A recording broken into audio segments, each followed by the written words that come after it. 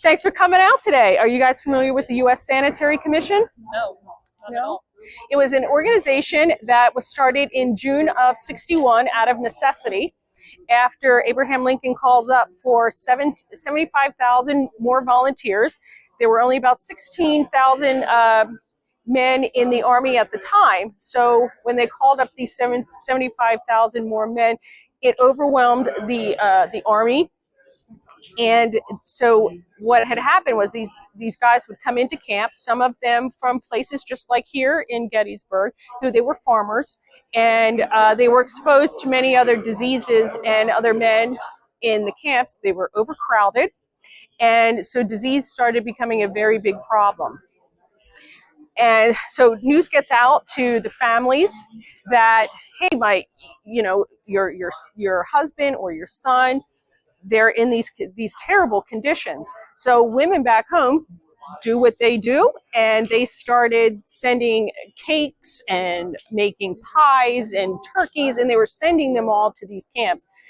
And what was happening was these things would get there, but they weren't in obviously conditions that you could eat. Also, the disease problem was a big issue.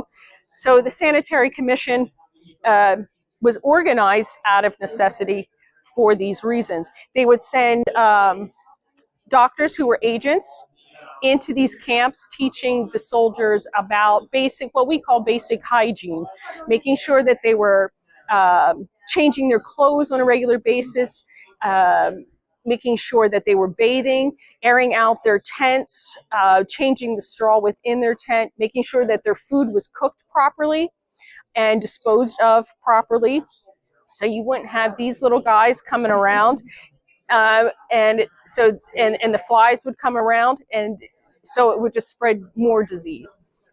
They would come in and also making sure that the latrines were not upstream, but they were downstream. Horses and the other cattle and goats and stuff weren't upstream, but they were kept downstream.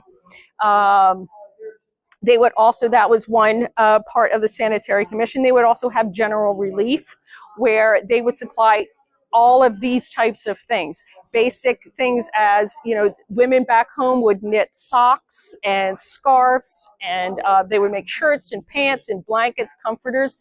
They would send cots and tents.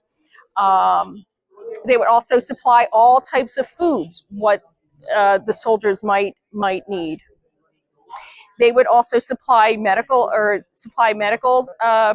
things, such as, whether it's bandages. Women back home would sit in their relief groups and would roll bandages. They would also supply nurses and doctors as well. As the war went on, there was also another need of keeping track of where these soldiers were. Such here at the Spangler Farm, Sanitary Commission would come in and they would keep track of the soldiers that were here, getting their names, their units, and procedures that they would have done. They would keep track of all of this. So when their families would come in, they would be able to help them find them, whether they were now sent to the general hospitals in the cities such as Philadelphia, York, Baltimore, or if they may unfortunately be buried in the yard on the other side. So it helped to keep track of what would happen to the soldiers. Also that they would send, so then there was the special relief group that would also help the soldiers with pensions, getting their pensions, getting back pay if they were discharged from the Army.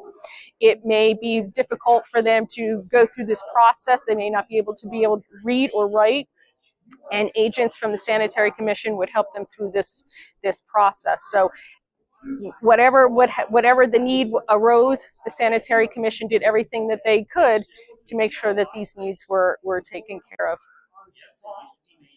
Any questions? Well, it sounds like it's a lot of work. So were they paid? Most of them were volunteers. There were some higher ranking people in the organization that were paid. Some of the nurses were paid. Some of the doctors were paid. Many of them refused to take the pay, and they would put it right back into the fund. One of the ways that the Sanitary Commission would raise money is they would have these these big fairs. One of them was in Philadelphia, they were in Chicago, New York City, and they would last for several weeks, and they would raise sometimes millions of dollars, and that's in money of the time of 1860s. And that money would be sent to the organization to buy any type of supplies that they may need, such as if they were here at Gettysburg and they needed eggs or they needed vegetables. They would go to surrounding towns and they were able to purchase these things and bring them here. The Sanitary Commission here in Gettysburg was also set up they had a warehouse at the Fondstock building at Middle and Baltimore Street, which the building is still here today. They used that as a warehouse. So when the trains would come and bring in the supplies, they would send them there to that warehouse. They would also set up tents at the train depot. So when the soldiers were well enough to leave here, the field hospital, they would be taken by ambulance or wagon up to the train station, and they would then get a train from there to the cities, to the general hospitals. But if you had missed a train, which would come maybe 3 times a day, then you might be there overnight. So the Sanitary Commission set up tents. They had kitchens going 24 hours a day, also had nurses and doctors there taking care of the wounded as well before they were sent on the trains into the cities. Well, thank you very much for coming out here today. It's a pleasure. Yeah, thank you. Appreciate it.